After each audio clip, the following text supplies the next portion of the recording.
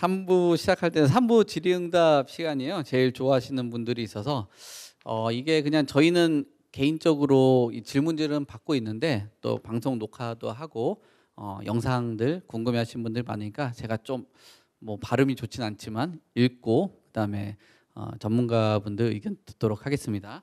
자, 첫 번째 질문 대화명이 애교 뿜뿜 어피치라는 분이네요. 소액으로 2억 정도 자녀에게 투자할 수 있는 재개발 유망 지역 궁금합니다. 그래서 능곡 뉴타운 어떤가 해서요. 능곡 뉴타운 5구역 재개발 투자와 앞으로 전망 어떤가요? 라는 질문을 주신 것 같은데 아까 모아타운 비롯해서 여러 가지 재개발들 관련해서 최문서 소장님 답변 주셔가지고 요거 1번 답변 주시면 될 것 같습니다. 네, 그래도 이 불황의 소액이 2억이 아닙니다. 능곡에 관심을 가지고 계신 분이 질문을 주셨는데요. 일단 고양시 능곡인데요. 능곡은 사실 2억 정도 투자를 할 수 있다면 서울로 들어오세요. 서울 백번도로 있죠. 백번도로 우리가 서울 외곽도로를 타면은 능곡에서 고양시에서 본동이나 뭐 쌍문동, 석관동, 장이동, 서울 강북 쪽으로 오시는 데는 그렇게 긴 시간이 안 걸립니다. 그러니까 가서 사실 뿐이 아니고 일단 투자로만 보신다면 2억을 가지고 계시면은 제가 볼 때는 아까 대학교 5군데 말씀드렸잖아요. 석관동 뉴타운 쪽이 훨씬 좋은데 일단은 전문가 의견을 반드시 들으셔야 됩니다. 왜냐하면 최근에 제가 다녀보니까 이 모아타운이라는 게 어떤 단점이 있냐면 선이 굉장히 중요합니다. 선을 긋는데 뒷골목 하나, 집 하나 사이로 안 되는 경우가 있거든요. 그래서 이 확정이 된 지역을 눈으로 가서 보고 확인하고 서류로 확인하는 게 시간이 굉장히 걸립니다. 그래서 일단은 제가 적극적으로 권해드리고 싶은 거는 경기도보다는 서울이 낫다. 그리고 서울 중에서 강북이 상당히 저평가되어 있다는 거죠. 물론 저도 어릴 때는 강서구에서 살았는데 최근에 강서구에 대학교가 그렇게 많지 않아요. 제가 강북 주변에 대학교가 그렇게 많다는 거를 최근에 제가 깜짝 놀랐습니다. 그냥 관심을 가지고 부동산은 얼만큼 어떤 시각을 보느냐에 따라서 틀리거든요. 그래서 석관동이나 뭐 장이동 부근 그리고 중요한 건 번동에서도 또 물건 매물이 나올 수가 있는데 자세히 보면은 지구 지정이 잘 되어 있나 확정된 지역의 번지수와 또 어떤 미리 사전에 검토를 해야 되는 거고요. 그리고 반드시 사전 답사 전에 상담을 꼭 하셔야 되고요. 중요한 거는 돈만 묻어놨을 때는 투자 가치로 봐서는 아직은 서울입니다. 경기도는 두 번째 그렇게 보시고 머지않아서 한번 제가 아까 서두에 말씀드렸는데 강북의 대표적인 시드큐브 같은 경우는 저 혼자 달랑 가봐가지고 여러분들한테 말씀을 드려서 그 자체가 얼마큼 규모가 크고 그리고 앞으로 부동산 개발의 샘플입니다. 샘플. 서울시 신통에서 굉장히 막대한 돈을 들여서 개발을 했기 때문에 아마 기회를 주시면 제가 사전에 그쪽 건물 측과 협의를 해가지고 한번 같이 답사하는 것도 괜찮습니다. 왜냐하면 이게 강북이라는 게 50층짜리 건물이 없거든요. 근데 50층을 뭐 무작정 간다고 되는 게 아니기 때문에 돌아보면서 전체 강북에 있는 앞으로 먼 미래를 한 번에 싹 설명해 드릴 수가 있거든요. 우리가 처음에 여의도에서 63빌딩 생겼을 때는 관광객이 엄청 왔습니다. 근데 그보다 더 높은 건물이 많이 생기다 보니까 이제 63빌딩이 사라졌죠. 근데 서울 강북에는 63빌딩이 없잖아요. 그래서 부동산 개발을 하기 전에 전문가와 의견을 들어보고 또 생각해 볼 수 있는 기회를 드리고 그래서 한 번은 답사 시간을 마련하도록 하겠습니다. 그러니까 그거는 여러 가지 이제 충분한 공부가 될 것이라고 제가 말씀드리는 거고 능곡 타운을 생각하시는 분은 생각을 바꾸셔야 됩니다. 돈을 벌려면 서울 강북으로 가자. 이걸로 제 답을 드리겠습니다.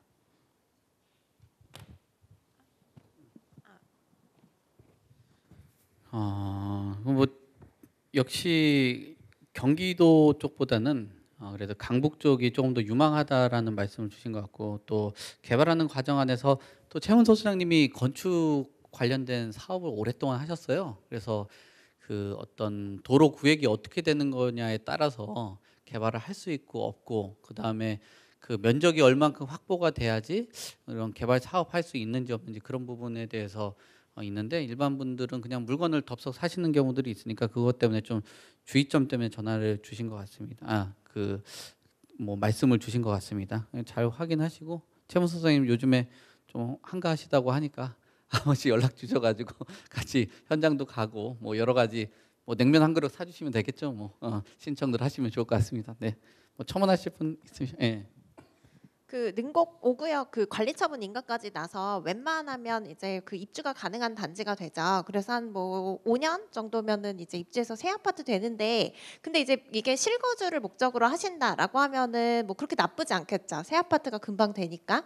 근데 이제 제가 대략적으로 나와 있는 매물을 보니까 2억대로도 투자할 수 있는 매물들이 나와 있는데 프리미엄이 한 1억 중반대 정도 붙은 것 같아요. 그러면 여기 8사형 전용 30평대를 분양을 받으시면은 조합원 분양가가 한 6억 정도가 되니까 이 30평대 아파트를 얼마에 사시는 거냐면 한 8억에 사시는 거예요. 그러면 2억 투자해서 2억, 그 저는 보통 이제 소액, 비교적 소액 투자를 할 때는 한 100% 수익률 보고 들어가거든요. 그렇게 봤을 때는 10억까지 올라야지 한 2억 정도 벌 수 있는 거라서 전 투자 수익 면에서는 별로 추천을 안 드리고 싶고, 그 말씀하신 대로 서울에 뭐 2억 정도면 사실 애매하긴 한데 그래도 그 2억 정도 투자해서 뭐 2억 정도 수익 낼 수 있는 곳들은 충분히 찾을 수 있을 것 같거든요. 그래서 한번 서울 쪽으로도 좀 눈여겨서 보시면 좋은 투자처가 있을 것 같습니다. 네. 참 이게 시각들이 다양한 것 같아요. 뭐 투자를 하시는 분들은 나 저기 들어가서 살 것도 아닌데 왜 그거 하지? 돈으로만 보시는 분들도 있고 꼭 거주까지 생각을 하시는 분들이 있더라고요. 그래서 한남 뉴타운이 지금 입주를 안 했는데 뭐 10억도 안 되는 금액에 들어가셔서 수십억을 버시면서 그냥 투자로만 버신 분도 있고, 그걸 계속 이제 뒤늦게 들어가셔서 거주를 생각하시는 분들이 있는데, 뭐 관점들이 다른 것 같습니다. 그래서 뭐 여기 능곡 뉴타운 투자로 질문을 주신 것 같은데, 투자에 대한 의견은 최문서 소장님도 서울 쪽을 권해 주시는 것 같고, 김예림 변호사님도 서울 쪽을 그 2억 정도면 가능하다고 하니까 그런 것들 잘 참고를 하셔서 애교 뿜뿜 어피치님이 뭐 추가적으로 말씀을 주시면 될 것 같습니다. 자, 두 번째 대화명, 과자라는 대화명 가지신 분인데, 강서구 가양동 성지 아파트 전망이 궁금합니다라고 했는데, 이 성지 아파트 관련돼서 아까 최문서 소장님이 좀 알고 계세요. 그리고 아까 강서구 얘기를 하신 것 같아가지고 한번 또 얘기를 좀 한번 해주시면 될 것 같습니다. 성지 아파트 전망 궁금해하시는데 답변 좀 주시죠. 네, 제가 그 강서구를 1977년도에 갔습니다. 그 당시에 이제 갔을 때 제가 아는 분한테 그 당시에 돈을 1,000만 원 정도 빌릴 수가 있었어요. 엄청난 그 행운이죠. 근데 제가 그때 어떤 일이 있었냐면 강서구 가양동에다가 돈을 5천 원 주고 산 건, 한 평에 5천 원이니까 뭐 2,000평을 산 거죠. 2,000평. 그러니까 이 지난 얘기인데요. 제가 2,000평을 산 적이 있습니다. 그 돈이 제가 20살 좀 넘었을 때 아파트가 5개가 떨어졌어요. 저는 그걸 경험한 사람이잖아요. 그러고 나서 제가 오늘 아침에 강서구를 또 갔다 왔어요. 제가 이 방송국에 오는데 허리띠가 없는 거예요. 그래서 제가 강서구에 이마트가 있냐니까 이마트가 거기 가양동에 없어지는 거예요. 그러니까 왜 그러냐니까 손님이 없어가지고 다른 거 안 돼. 또 홈플러스가 있더라고요. 홈플러스 갔는데 그 양복집에 가니까 제가 왜 얘기를 하냐면 경험담이 굉장히 중요한 거예요. 제가 허리띠를 사는데 허리띠가 35,000원인 거예요. 그래서 무슨 오늘 하루만 쓰면 되는데 허리띠가 왜 이렇게 비싸냐. 그 순간 남자들의 그 허리띠 그 마크 있잖아요. 그런 유명 메이커 막 지나가는 거야. 아, 그 사람하고 나하고 무슨 차이지? 그리고 다이소를 딱 들어갔는데 정말로 5,000원이었어요. 야, 세상 선택이다, 선택. 그 5,000원이 옛날에 제가 그 돈을 5,000원에 샀던 그 기억이 확 지나가는데, 그때 내가 그 뒤로 저는 대한민국에서 최고의 행운이다. 왜냐? 아파트를 5개가 생겼는데 내가 뭐가 부러운 게 있겠어요. 솔직히 그 돈 가지고 제가 사업을 하면서 하나는 아버지를 주고 하나는 내 동생을 주고 또 하나는 내가 살고, 2개를 제가 팔아가지고 35년 동안 사업을 했는데 계속 돈이 없어졌다가 생기고 없어졌다가 생기고, 그리고 돈이 없어져도 걱정을 안 하는 게 원래 난 아무것도 없었다. 근데 너무 화가 나는 게 가양동만 지나가면 왜 내 집이 없는 거야. 너무 속상했어요. 그래서 제가 오늘도 어떤 생각을 했냐면 가양동을 다시 한번 쳐다봤어요. 왜냐면 이 도마토를 오기 위해서 딱 그 우회전 했는데 이 양화역을 건너가면 일로 우회전이 안 되는 거예요. 그래서 다시 내가 행주산성을 가가지고 시간이 많아서 다시 돌아오면서 그 가양동을 이런 질문이 올 줄 모르고 다시 제가 과거로 돌려서 쫙 보는데 현대아파트하고 여기하고 다른 게 뭐야 도대체. 현대아파트 건너편에는 뭐 옥수동이니 한남동이니 거기 뭐 이상한 집들이 막 있는 거 그죠? 저는 옥수동에 있는 그 한남동에 있는 그 빌라 같은 이상한 집을 저는 건물로 취급하지 않아요. 제가 옛날에 어느 정도 해치고 다녔냐면 지금 갤러리 아파트 그 자리를 강원산업이 땅을 3만 평을 가지고 있어요. 제가 30년 전에 회장님 보고 여기다 100평짜리 100층을 지면 대박 날 거라 그랬어요. 그때 정신병자라 나보고 그래요. 정신병자라고. 저는 그때 미국 갔다 와서 자신 있게 얘기했거든요. 보고서를 써가지고 거기에 제가 1년을 매달리다가 결국은 지금 그렇게 됐잖아요. 제가 똑똑해서 그런 게 아니라 저는 많이 본 거거든요. 가서 많이 봤어요. 그래서 제가 개인적으로 가양동은 너무 내가 사랑하는 동네고 나를 살린 동네인데 아침에 보니까 이 아파트가 다 돌아서 있는 거예요. 베란다가 한강 쪽에 있고 앞이 안 보이는 거예요. 근데 한두 개가 아니고 전부 다 그렇게 돼 있는 거예요. 이게 가양동 아파트가. 그래서 가양동 사람들은 한강이 어디 있는지 모르는 거예요. 이게. 야 미치는 거죠. 한강을 뒷방에서 조그만 창으로 보는데 바빠가지고 그 조그만 창으로 한강을 볼 수 있는 시간이 없어요. 내가 어릴 때 77년도에는 난지도가 거기가 막 쓰레기나 버리고 이런 데였는데 지금 공원이 돼가지고 현대아파트 지어봐야 건너편에 그 한남도 옥수동 그 노란 개나리만 보는 거죠. 근데 여기 가양동은 다르단 말이에요. 왜냐? 건너편에 그 녹지 또 엊그저께 그 공연도 볼 수 있잖아요. 체육관. 뭐 인구도 볼 수 있고. 그러니까 뷰가 앞으로 압구정동보다 더 좋을 수도 있다는 거죠. 한 50층 올라가면요. 그 난지도가 공원으로 보이지 않겠어요? 법에서 강이 넓으니까 압구정 앞에 있는 강보다 가양동 쪽 강이 2배나 더 넓어요. 넓기 때문에 집이 더 올라갈 수 있고 뷰가 더 많이 보인다고요. 그래서 사람들이 바다로 가는 거예요. 한강에 있다가 만약에 동해안 가보세요. 한강은 도토리 키재기고 동해안 가면은 속이 다 확 트이는 거지. 그러니까 그렇게 밀려도 갔다 오는 거예요. 그래서 나는 가양동만 쳐다보면 일단 흥분이 돼. 나를 살려준 곳이고 그리고 이 가양동이 전부 다 그 많은 아파트들이 지금 돌아서 있단 말이에요. 그건 뭐냐. 옛날에 너무 없이 살다 보니까 집을 남쪽으로 돌려놓은 거예요. 남쪽으로. 이게 강이 북쪽에 있다 보니까 전부 그 당시 개발하는 그 개발업자나 뭐 부동산 그 설계 건축 아파트 설계하는 사람이 그거 설계사도 아니에요. 왜냐? 하나 그려가지고 그냥 20층까지 올리는 거야. 가양동에 그 많은 집들이 세상에 전부 강을 안 보고 지금까지 살고 있는데 여기는 빨리 재개발이 돼야 돼요. 근데 오세훈 시장이 연락이 되면 빨리 거기 먼저 하라 그러고 싶어. 그래야 결국은 이 강남의 그 부가 강서로 옮겨와야 되는 거 아니에요? 여기에 땅을 거기 저기 뭐야 안 가지고 계신 분은 가양동에 아파트를 살 필요가 있어요. 진짜 왜냐하면 그 한강 뷰가 압구정보다 더 좋다니까요. 그리고 물고기도 거기가 더 많아요. 왜냐하면 이거 되게 중요한데 그 개울 그 또랑이라고 하죠. 또랑 저 한강을 또랑이라 그래요. 저 물살이 센 데는 고기가 별로 없고 이쪽 가양동 좀 내려와야 고기도 많고 또 저 밑에 행주산성에 행주대교 밑에 수중보가 있어요. 그래서 큰 고기는 다 여기 가양동 쪽에 있어요. 그래서 어부들이 내가 거기서 먹고 사는 거예요, 그냥. 그래서 행주대교 밑에 가면 아직도 어부가 한 10명 있어요. 그러니까 중요한 거는 부동산 개발은 예측이 돼야 돼, 이제는. 예측이 돼야 된다고요. 가양동에 재개발이 되고 가양동에 재건축이 빨리 될수록 여기 은평군이 강서군이 양천군 이런 데가 뜨고 영등포도 뜨는 거죠. 그렇게 되면 이 자리도 이제 없어질 거예요. 여기도 가양동이 보이잖아요. 그러니까 결국은 지금 재건축 재개발을 보면은 이 강 쪽에 낀 것이 일단 1순위예요. 강 쪽이. 그중에서 강서구가 가양동이 가장 낙후됐다. 거기에 돈이 있는 거예요. 거기는 20평짜리 아파트 사면 땅이 10평쯤 따라간다고요. 그러니까 굉장히 중요한 거죠. 그러면 그 20평짜리가 지금은 얼마인지 모르지만 땅이 한 평에 2억이면 10평이면 20억이잖아요. 그죠? 계산할 것도 없어요. 이게 답입니다.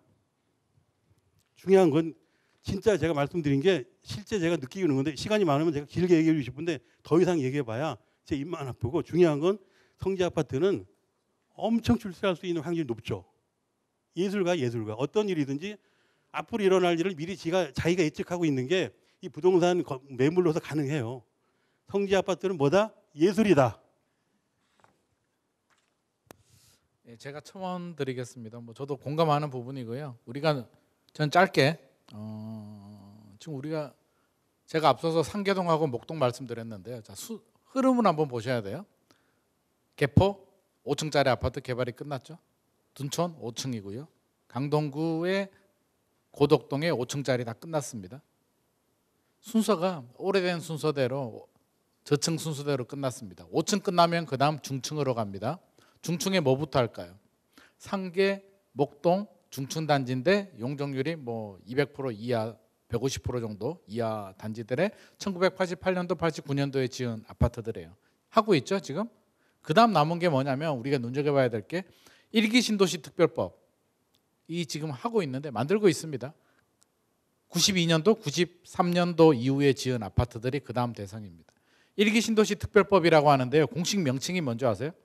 노후계획도시 재정비 특별법입니다. 노후계획도시가 1기 신도시만 있나요? 특별법 내용이 자꾸 1기 신도시라고 해서 그러는데 강서구도 다 포함됩니다. 노후계획도시예요. 1기 신도시하고 똑같습니다. 다음 순서 목동, 상계동 추진하고요. 그 다음이 서울에서는 강서구, 가양동 이쪽 지역입니다. 입지는 뭐 소장님께서 말씀하셨듯이 한강뷰 가지고 있는 데가 서울에서 몇 군데 없어요. 지금 지도 한번 보세요. 서울의 한강변에 대단지 아파트 있는 곳이 어디 있나? 압구정? 그들만의 리그. 우리가 접근할 수 없습니다. 압구정에 아파트를 가지고 있거나 살 수 있는 분들은 아마 몇 명 없어요. 압구정 빼고요. 뭐 잠실 일대도 이제 잠실주공 5단지 정도 남았고, 고덕동 거의 개발 끝났고요. 흑석동, 노량진 끝났고, 그 옆으로 오면 이제 뭐 남았나요? 결국에는 가양동, 강서밖에는 없습니다. 그렇게 본다면 지금 당장은 시간이 좀 걸리겠지만 조금만 길게 보시면 저는 성지 아파트 2단지잖아요. 가지고 계시는 분이라면 저는 계속 가지고 가라고 말씀드리고 싶고요. 사시고 싶은 분이라면 뭐 타이밍 보고 지금 사셔도 되고 좀 기다렸다가 좀 더 떨어지면 뭐 그때 사든지 그거는 타이밍은 알아서 잡으시면 될 것 같습니다. 이상입니다.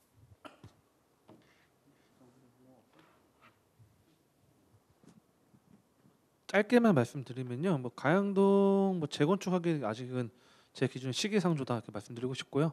일단은 어쨌든 뭐 아까 김인만 소장님께 말씀하신 것처럼 일단은 그 목동이나 재건축이 어느 정도 좀 결과물이 나온 상태에서 용적률 확보가 좀 이루어지면 어쨌든 뭐 가능성이나 앞으로 가치는 커지지 않을까. 그래서 목동의 그 움직임을 따라가면서 좀 가양도 성지 아파트 전망도 같이 움직일 수 있다는 거 좀 참고하시면 도움이 될 것 같습니다.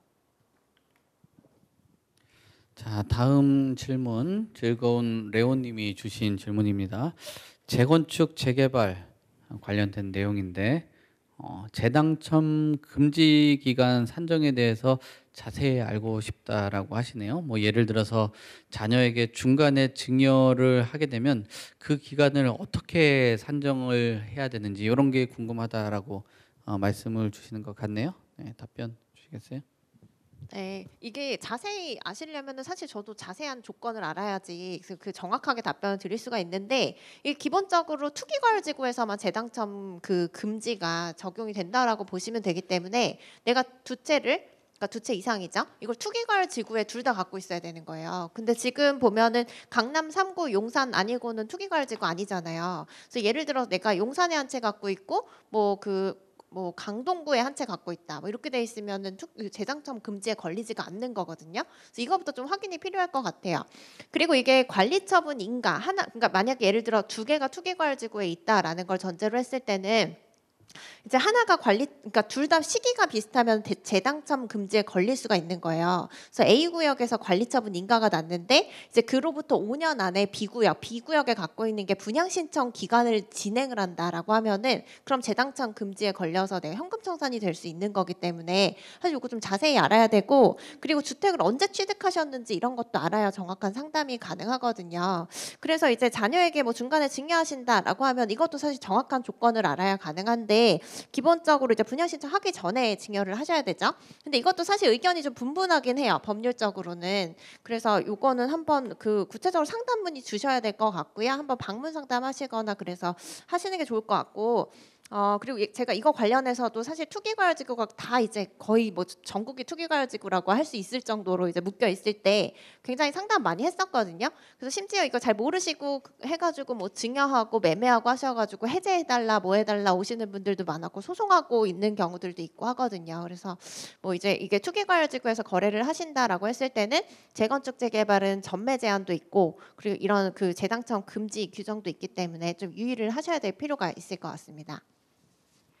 자, 네 번째 그 서울 졸리님인데요. 재건축을 바라보고 인천 서울 쪽에 총 2채를 구매하였습니다. 그 중에 한 채는 현금 청산인지 궁금합니다. 재건축 가능한 아파트를 다수 보유하지 못하는 건가요?라는 질문을 주신 것 같아요. 이번엔 또 아까 증여하고 다르게 현금 청산 문제네요. 네. 이것도 아마 비슷한 내용으로 질문을 하신 것 같거든요. 그래서 이게 뭐 투기과열지구니까 그 인천은 투기과열지구 아니잖아요. 그리고 서울도 어디 갖고 계신지에 따라 다르기 때문에 그래서 이렇게 2채를 갖고 계시면 현금 청산 안 되죠. 특별한 경우 아니면은. 근데 이제 현금 청산인지 왜 궁금해하시는지 그냥 재당첨 금지 때문인 것 같은데 이거 이제 별도로 한번 어떤 것 때문에 우려하시는지를 좀 알아야지 정확하게 알려드릴 수 있을 것 같고 재건축 가능한 아파트 다수 보유하실 수 있어요. 근데 이제 아까 말씀드린 것처럼 투기과열지구 내에서 이제 여러 채 보유하는 거는 좀 위험할 수 있다. 뭐 이런 것들은 좀 주의를 하셔야 되는 거죠. 네, 지금 이제 현금 청산 관련된 이슈들이 워낙 많다 보니까 또 규제 지역이 상당 부분 풀려가지고 좀 여러 고민들이 좀 많은 것 같습니다. 아까 질문 그 주신 분 있는데 저희가 지금 질문이 8개 정도 있는데 4개 정도 소화를 했어요. 그래서 이제 남은 4개 정도 질문이 끝나고 나면은 여기 방청객에 계신 분들한테 질문 받을 테니까요. 좀 잠깐만 기다려 주세요. 자, 5번째 권투하는 무지님이 질문 주셨습니다. 인구 감소에 따른 서울 변두리나 경기권 아파트값에 대해서 어떻게 생각하실까요? 라는 질문을 주신 것 같습니다. 요즘 인구 문제 때문에 집값에 대해서 뭐 상당 부분 고민이 많은 것 같습니다. 이 내용 관련돼서 답변 주시겠습니다. 뭐 최 소장님 아까 신청하신 것 같은데 이거 답변 주시겠어요? 예, 저는 그 경기도 아파트 굉장히 좋게 보고 있는데요. 경기도에 있는 아파트를 사실은 그 변두리라고 많이 말씀을 하십니다. 여기 질문하신 분도 권투하시는 분이라고 그러지 서울 변두리 아니면 경기도 변두리란 말이 이제 없어졌거든요. 제가 그 판교가 잘 되는 이유 중에 하나는 강남이 가깝잖아요. 강남이. 그러니까 저는 제가 요즘 남양주에서 이렇게 왔다 갔다 하다 보니까 별내지구나 다산지구가 현재 다산지구가 한 200만 평 되고요. 네, 별내지구가 한 100만 평 되고요. 그래서 한 100만 평인데 그 제3기 신도시가 지금 남양주에 다시 지금 발표돼 가지고 공사하고 있어요. 지금 철거 명령 내려가지고 이주하고 있는데 거기가 한 400만 평 됩니다. 400만 평. 그러면 경기도에 어디가 괜찮다 그러면 저는 그 다산지구 남양주 다산지구에 아마 그 400만 평 되니까 아파트가 적어도 한 3만 가구 이상 될 것 같아요. 그래서 그 남양주의 신도시를 합쳐 보니까 서울, 분당, 판교, 일산까지 합친 양이 남양주에 들어옵니다. 근데 남양주에 들어오는 이유 중에 가장 큰 이유가 뭐냐면 사실은 강남을 100번도로 타서 들어가면 차 없을 때 포천고속도로를 타면 15분 만에 강남까지 갑니다. 그냥 고속도로 상에서는 중앙병원까지 15분이고요. 그 강남까지는 뭐 한 30분이면 갈 수 있어요. 그러니까 서울에 어지간한 데보다는 그 강남에 그 어떤 목표를 뒀을 때 출퇴근했을 때는 그 남양주가 굉장히 가까운 거죠. 그리고 구리나 덕소 이런 데는 이제 남양주 신도시 때문에 쑥 들어갔어요. 지금 요즘에는 덕소라는 말도 없어지고 구리라는 말도 없어졌습니다. 그쪽에 사실 무슨 서운할지 모르지만 그냥 남양주에 별내에 무슨 아파트냐. 근데 별내도 들어갔어요. 지금 다산이란 그 다산 정약용 선생님의 앞에 다산인데 그 다산 신도시가 지금 그 서울을 위협하고 있습니다. 웬만한 서울 그 변두리보다는 경기도 다산 신도시가 굉장히 자리가 좋아요. 이거를 눈여겨 보시고요. 그 같은 경기도라면 저는 그 북쪽에 있는 남양주 신도시 다산 신도시를 아주 적극 그 추천을 드리고요. 그리고 거기에 들어가는 방법은 저도 연구하고 있는 중입니다. 이렇게 저도 거기 살고 싶어요. 왜냐하면 거품이 없을 것 같고요. 그리고 현재로도 거품이 없어요. 거기는 나가는 분들이 지금 보상 받은 분들이 그 집이 별로 없었어요. 땅만 그렇게 한 400만 평 있었는데 농사만 짓던 분들이 지금 거의 그 집도 없는 상태에서 쫓겨났는데 보상비도 별로 없었던 거죠. 그래서 신도시 원가가 가장 쌉니다. 3기 신도시 중에서 신도시 원가가 가장 싼 곳이 남양주 다산 신도시다. 제 다산 신도시 홍보 대상 아니거든요. 근데 그렇게 얘기를 해주고 싶어요. 강남을 가장 빠른 속도로 갈 수 있다. 더 중요한 거는 제가 지하철을 타보니까 그 당고개역에서 원암역 그다음에 진점역까지 가는데 그 옛날 같으면은 한 3개 신도시를 가야 되는 거리를 15분 만에 가요. 15분 만에. 그러니까 원래 남양주 광릉이나 뭐 진저포츠 이쪽에서 다시 상계동을 가려면 거의 뭐 한나절 걸렸습니다. 한나절. 그거를 15분 만에 3시간 가야 될 거를 15분 만에 갑니다. 그러니까 남양주 다산 신도시는 엄청 그 전철로서도 아주 고급짜리죠. 그리고 최근에 좀 저기 뭐 한 8호선이 또 개통되고 있는데 그 4호선도 결국은 7호선 강남구청역까지 가는데 20분이 안 걸려요. 그렇다면 저는 약간 어떤 게 있냐면 경기도 전체를 뭐 두루 얘기하려면 시간이 많이 걸리니까 일단 제 눈에 발견되고 여기가 괜찮다고 추천해 드리는 게 남양주 다산 신도시인데 거기에 8호선까지 조만간 연결되거든요. 그러니까 4호선, 7호선, 8호선에 내 직장이 연결된다. 그러시면 무조건 다산을 적극 권장해 드리고 저는 시간이 많습니다. 그러니까 한번 여러분들이 그 궁금해하시면 제가 보여줄 수 있어요. 진짜 이건 그 조건은 없고요. 보여드릴 수 있어요. 어쨌든 앞으로 그 부동산 분야는 적극적으로 그 수요자도 적극적으로 거기 현장을 보실 수 있는 게 좋고 결국은 또 전문가한테 굉장히 그 교육을 좀 받으셔가지고 공부를 해서 그렇게 투자하시면 성공할 것 같습니다. 제가 그쪽으로 일조하겠습니다. 중요한 거는 앞으로 다산이 굉장히 많이 뜨고 있다. 그리고 다산은 정양 선생님의 호죠, 호. 네. 그리고 그 다산 정양 선생이 그 공원이 있는데 거기는 세계에서 최고입니다. 그 공원 분위기가 세계에서 1등, 약 10만 평 되는데요. 거기도 하나의 보너스가 될 수 있죠. 하여튼 여러 가지로 할 얘기 많지만 이것으로 제가 줄이겠습니다. 네, 제가 첨언 드리면요. 인구 감소 뭐 말씀해 주셨는데요. 우리 인구 감소 많이 걱정을 하고 있는데 저는 인구를 이제 두 가지가 아니라 이제 제가 분류를 한다면 절대 인구하고 상대 인구로 구분하는데요.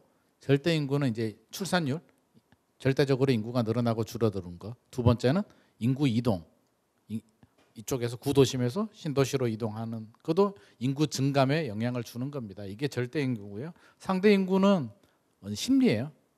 살 생각이 없다가 갑자기 살 생각이 들면 수요가 늘어날 수도 있습니다. 이 두 가지를 봐야 되는데 인구 줄죠. 출산율 주는데 생각해 보면 주택 구매 연령이 40에서 59세 정도입니다. 최근에 불안한 마음에 30대들이 많이 사고는 있는데 기본적으로 40에서 59세입니다.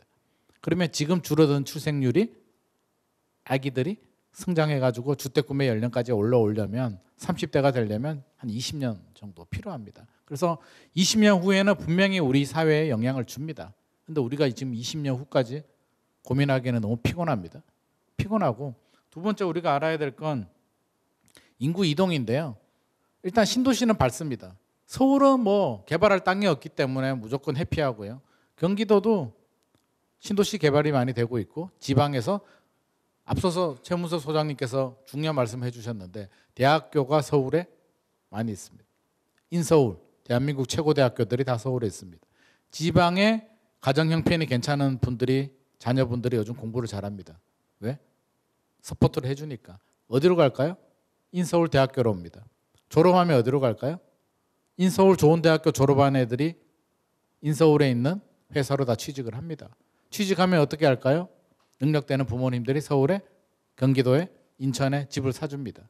그래서 인구가 지방 인구가 수도권으로 유입이 됩니다. 그래서 오히려 20년 후에도 저는 서울, 경기 인구는 크게 줄어들지 않을 겁니다. 지방 인구는 이제 지역별로 좀 편차가 있을 것 같고요. 인구를 이렇게 좀 생각하고, 그러니까 서울, 경기 같은 경우는 큰 문제는 되지 않는다. 지방은 광역시라든지 산업 기반이 되는 경쟁력이 있는 도시들은 그나마 살아남으리라고 저는 생각을 합니다. 뭐 어느 지역이 좋은지에 대해서는 이제 천부도 소장님께서 말씀해 주셨고요. 저는 3기 신도시 지금 하고 있잖아요. 남양주 왕숙, 하남 교산, 고양 창릉, 부천 대장, 인천 계양 마지막 신도시입니다. 우리 인구 구조상 저는 더 이상 뭐 4기라는 이름이 앞으로 나오지라고 생각하지는 않습니다. 그렇다면 왕숙 당연히 좋고요. 6월에 A19 블럭 나왔는데 3억 3천에 분양가 나왔습니다. 절대 앞으로 이 가격에 나올 수가 없습니다. 2030년 입주거든요. 건축비만 따져도 2030년에 3억 3천 어떻게 나오겠습니까? 절대 불가능한 숫자입니다. 9월, 12월에도 사전 청약 나옵니다. 저는 적극적으로 도전하기를 추천드리고요. 앞으로도 내년에도 나올 겁니다. 그리고 2025년, 6년 되면 본 청약 물량들 더 많이 나오니까 자녀분들, 우리 2030들 나이 드신 분들이야 뭐 그렇다 치고 적극적으로 3기 신도시 도전해 보시면 좋을 것 같습니다.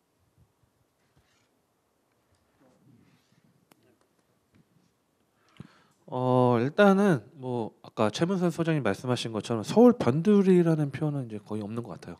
아마 서울 사시는 분들이 뭐 예전에 보면 경기도권이나 지방 사셨던 분들이 시내 나간다는 표현을 많이 썼죠. 우리 서울 사는데 우리가 시내 나간다는 표현을 쓰진 않죠. 뭐 지금은 뭐 다 행할권이 있는데 자 약간 여담 말씀드리긴 하긴 했는데 실제 지금 뭐 인구소 감소가 된다고 하는데 지금 서울이 우리가 1,000만이야 이야기를 많이 했, 경기도도 1,000만이야 이야기를 많이 했어요. 실제 지금 인구를 보면요, 서울이 이제 941만 명이 지금 6월달 기준으로 잡혀 있고 1,000만이 밑으로 내려갔죠. 왔다 갔다 하긴 하는데 경기도가 무려 1,361만 명이 잡혀 있습니다. 1,300만, 300이 더 증가됐어요. 그렇죠. 근데 제가 여기 경기도권이 1,000만에서 1,300만으로 올랐다고 해서 이 경기도권 아파트가 뭐 다 좋은 건 아니겠죠.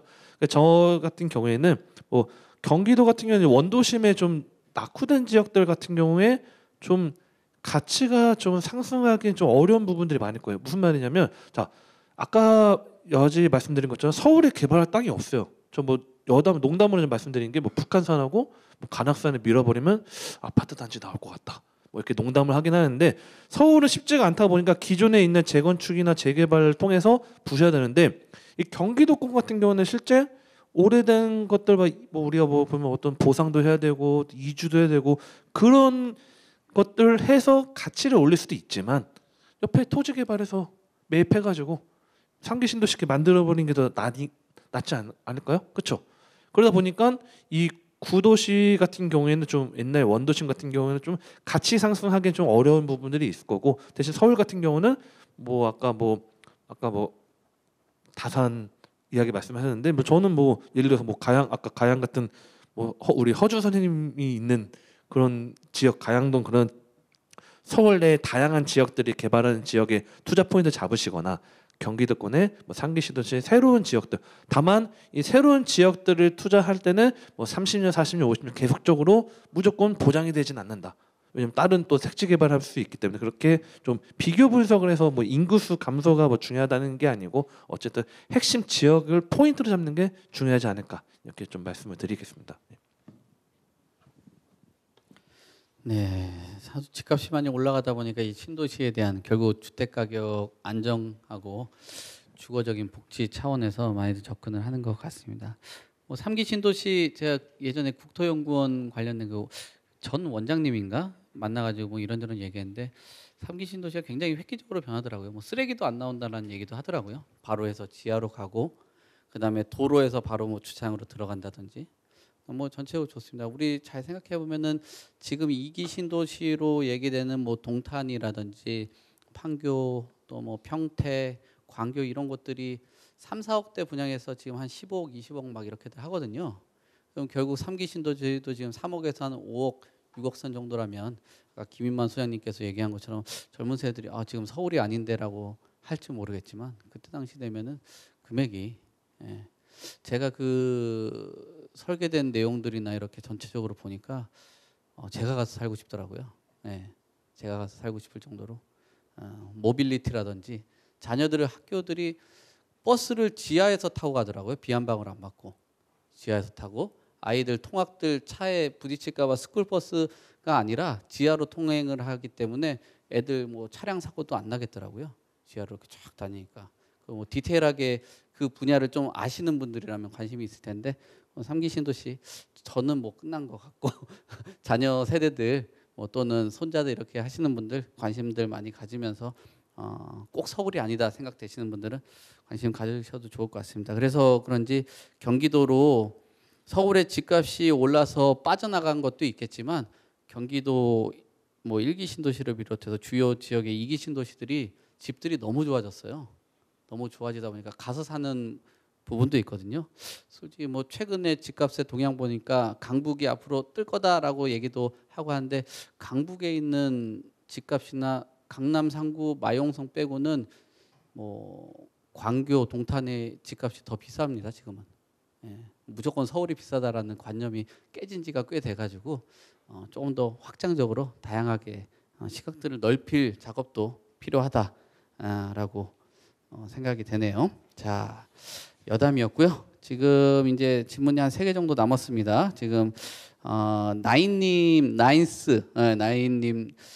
질문 주셨는데 기회가 뭐 2차 타이밍 아까 김인만 소장님 말씀 주신 것 같아요.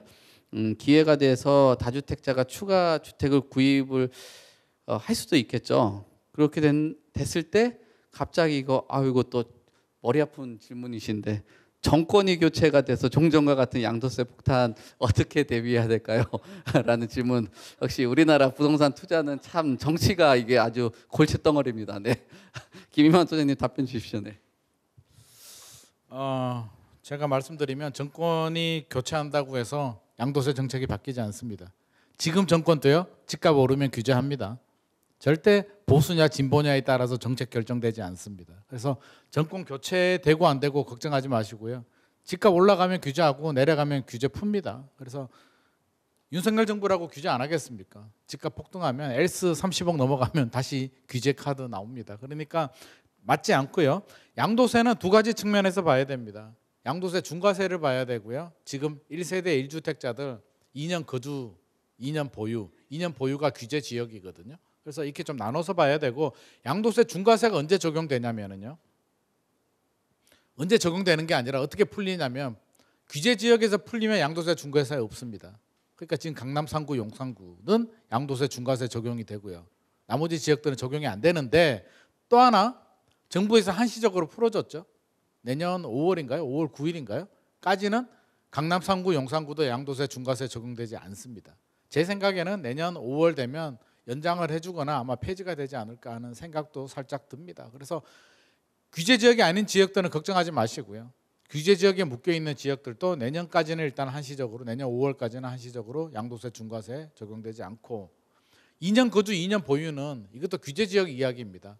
규제 지역이 묶여 있을 때 아파트를 사면 2년 거주 2년 보유가 묶이고요. 그러니까 2017년 8.2 대책 이후에 규제 지역에 사신 분들은 2년 거주 2년 보유 1세대 1주택자 양도세 비과세 받을 때 2년 거주도 필요한데 규제 지역 풀리면 없어지냐 그러면 그건 아니고요. 2년 거주는 규제 지역에서 집을 살 때 조건으로 걸리기 때문에 만약에 마포에 샀다가 2년 거주 걸렸는데 지금 마포가 규제 지역 풀렸잖아요. 그래도 2년 거주는 그대로 들어갑니다. 그래서 기본적으로 제가 이렇게 말씀드리는 거고요. 세금은 항상 세무사 상담 받고 계약서 도장 찍기 전에 반드시 세무사 상담 받고 확인한 다음에 진행하는 게 좋습니다.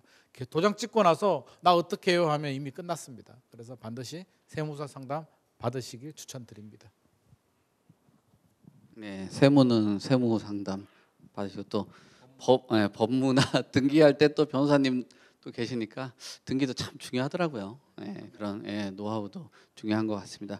그리고 여기 오픈 채팅방에 나인스님께서 아까 최문섭 소장님께서 계속 전문가 상담 얘기를 주셔서 그런지 아예 직접적으로 최문섭 소장님한테 질문을 좀 이분이 주신 것 같아요. 이 나인스님이 주신 6번에 대한 그 답변도 한번 주시고 끝나고 나면은 상담 신청에 대한 얘기도 주시니까요. 그거 이따가 상담 신청하는 방법 등 이런 것들은 안내 도와드리도록 하겠습니다. 의견이 좀 듣고 싶으신가 봐요. 네. 예, 그 집을 사가지고 돈을 버신 분들은 세금을 무서워하지 않습니다. 돈을 벌었으니까 세금을 내는 거죠. 그러니까 우리가 옛날에 우리나라 그 엄마들 말이 그 있잖아요. 구데기 무서워서 장을 못 담그냐? 그 말이 맞아요. 그러니까 저는 돈을 뭐 집을 팔든 뭐 아파트를 팔든 뭐 땅을 팔든 부동산을 가지고 저는 돈을 벌어 써본 사람이잖아요. 근데 제가 만나보면 돈을 써본 분이 별로 없어요. 그래서 저는 돈을 이렇게 뭐 양도세 때문에 그 폭탄이라고 생각하면 안 된다는 거죠. 그러니까 어떻게든 정상적인 세금을 내고 그리고 돈을 벌어놓는데 세금 내는 거는 굉장히 행복한 거죠. 그래서 저는 속 시원하게 그 버는 게 중요하지 세금은 중요하지 않다. 그리고 한 번은 팔아서 돈을 써보시면 더 자신감이 생겨요. 제가 써보니까 돈은 역시 써봐야 그 돈 맛을 알거든요. 안 써본 사람들은 아무리 그 돈의 통장의 숫자만 그냥 보이는 거지 실제 실감이 안 나는 거거든요. 제가 그 건축업을 그렇게 30년 하다가 그 집어치우고 요즘에 이렇게 말로 하면서 제가 발로 뛰고 다니다 보니까 너무 재미있어요. 왜 재밌냐? 돈을 그냥 저는 뭐 출연자가 오든 누가 돈을 좀 얼른 써버리거든요. 맛있는 것도 사 먹고. 이건 반드시 부동산에도 한 번쯤은 돈을 써봐야 그 세금이 아깝지 않다는 생각이 들거든요. 그 생각이 바뀌어야 됩니다. 정권 정치하는 사람들 제가 많이 만나봤고 그분들이 저보고 당신은 말이야 정치하면 잘할 것 같아. 잘하죠. 잘하는데 마지막에 정치는 거지가 됩니다.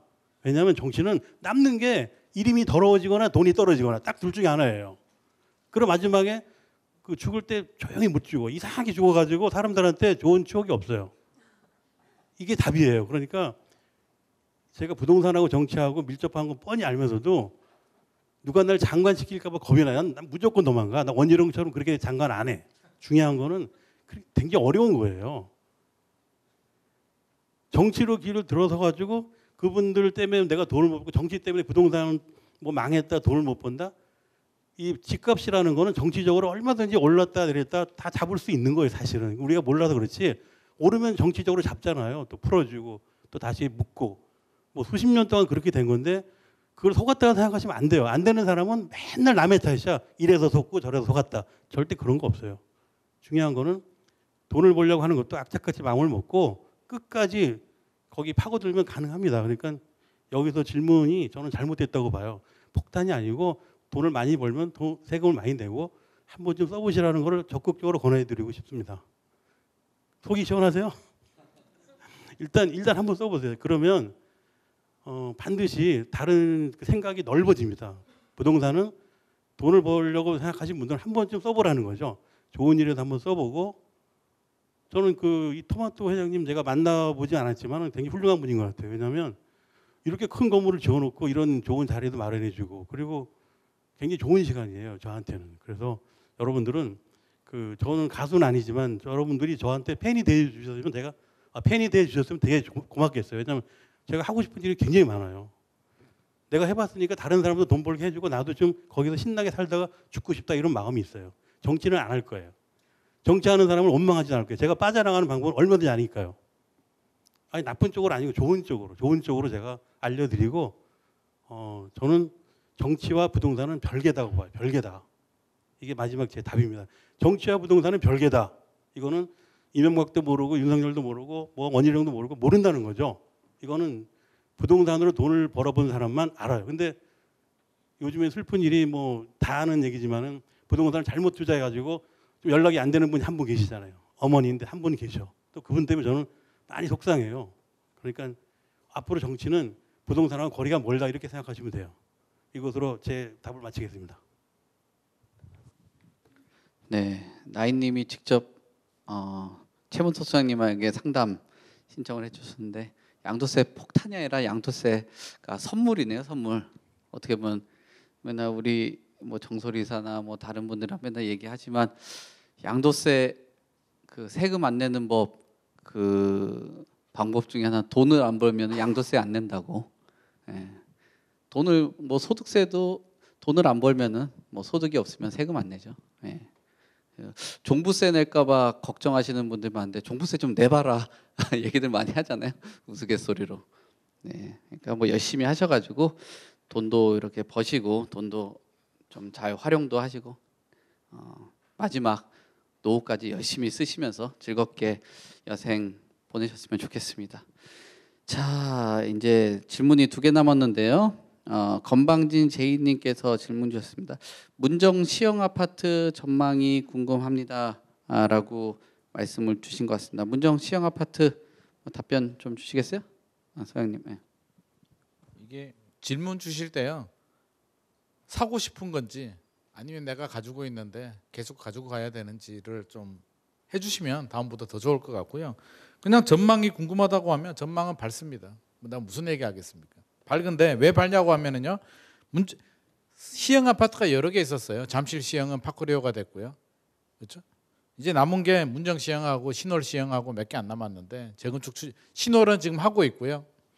문정은 리모델링으로 가고 있어요. 용적률이 높아요. 215%로 재건축하기에는 사업성이 잘 안 나오기 때문에 리모델링 시범단지 1호 사업입니다. 그래서 리모델링으로 가고 있는데 뭐 리모델링도 저는 나쁘지 않다라고 봅니다. 지금 분당의 1기 신도시, 정자동에 보면 느티마을 3단지, 4단지 지금 리모델링으로 이제 그 이주하고 있거든요. 그래서 리모델링도 하나의 대안이 될 수도 있는 거고요. 계속 구축으로 있느니 새 아파트로 변신하는 것도 저는 나쁜 방법은 아닌 것 같습니다. 일단 그렇고 이쪽 동네에 우리가 자꾸 이게 잠실주공 5단지만 생각해서 그렇지 작은 막 재건축 단지들 되게 많거든요. 삼환, 뭐 프라자, 뭐 우창, 상하, 뭐 여러 아파트들이 많이 있어요. 가락상용은 아마 리모델링으로 가야 될 것 같고 그래서 투자를 생각하시는 분들이라면 뭐 한양도 있고요. 이런 송파 쪽에 이런 작은 단지들이 아니고 재건축 추진하는 분산되어 있는 단지들 개별 분석한 다음에 관심을 가지셔도 좋을 것 같고 문정시정 가지고 계시는 분이라면 저는 특별한 이유 없으면 상급지로 갈아타는 이유 아니면 가지고 가셔도 좋다는 말씀 드리고 싶습니다. 네. 저 조금 첨언을 드리면 제가 이 단지를 한번 보니까 여기가 재건축이 안 될 만한 삼박자를 다 갖추고 있다라고 보시면 되는데 용적률이 일단 215%로 굉장히 높고요. 그 제3종 일반 주거 지역이기 때문에 사실 250%, 270%밖에 용적률 못 받거든요. 거기다가 여기 대지 지분이 되게 작아요. 소형 평형으로 구성이 되어 있기 때문에 대지 지분이 뭐 평균으로 대략적 따지면 한 6-7평밖에 안 나올 것 같거든요. 그러니까 일반 빌라랑 거의 비슷한 거죠. 그래서 재건축을 할 수가 없는데요. 그래서 리모델링으로 가는데 근데 여기 평당 시세를 보니까 주변에 비해서 비싸요. 왜냐하면 소형이기 때문에 이게 물건이 아무래도 가볍잖아요. 그래서 좀 고평가된 걸로 보이긴 하거든요. 그래서 그 김인만 소장이 말씀하신 것처럼 주변에 이제 다른 아파트들도 사실 대체할 만한 것들이 있으니까 그런 것도 좀 잘 따져서 투자를 하시면 좋을 것 같다는 의견을 드리도록 하겠습니다. 네, 이제 마지막 질문이 되겠는데 요 끝나고 나면은 뭐 방청객에서 궁금하신 질문들 받도록 하겠습니다. 자, 그 토끼 그 서울에 거주하시는 토끼님인데요. 7억 정도를 갖고 목동 신시가지 아파트 몇 평 정도 매수할 수 있을까요?라는 질문을 주신 것 같아요. 정설 전문가님께서 답변 주시면 될 것 같습니다. 네, 일단은